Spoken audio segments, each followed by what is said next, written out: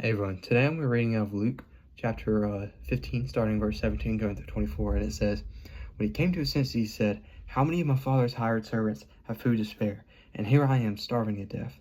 I will set out and go back to my father and say to him, Father, I have sinned against heaven and against you. I am no longer worthy to be called your son. Make me like one of your hired servants.' So he got up and went to his father.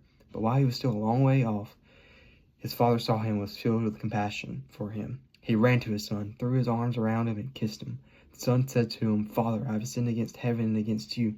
I am no longer worthy to be called your son.' But the father said to his servants, 'Quick, bring the best robe and put it on him. Put a ring on his finger and sandals on his feet. Bring the fattened calf and kill it. Let's have a feast and celebrate. For this son of mine was dead and is alive. He was lost and is found.' So they began to celebrate." So what I want to focus on here is the father. For the father to run during this time, it would have been considered undignified. It would have been considered humiliating because, men of authority, men of power, men of status, he was probably an elder in this town and well respected.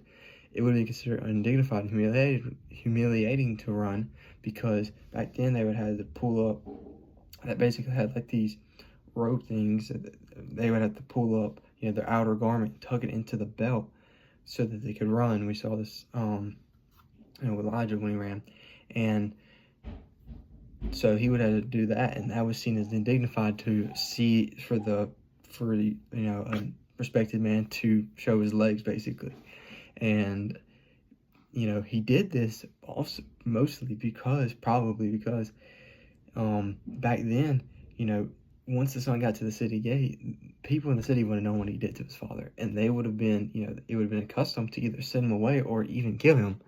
So he knew that the father knew that he had to make it first to his son. That way that he could reinstate him, show the town that, he's glad his son's back. He's reinstating him, as his son.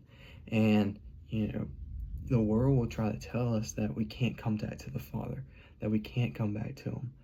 But the truth is that whenever we call on God, when we call on his name, he comes running to us because he wants nothing more for us than for us to come back to him and come into a relationship with him.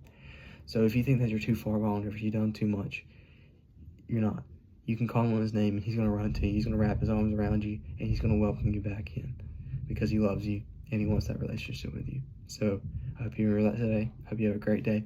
Remember the God of the universe who created it all loves you. Have a great day.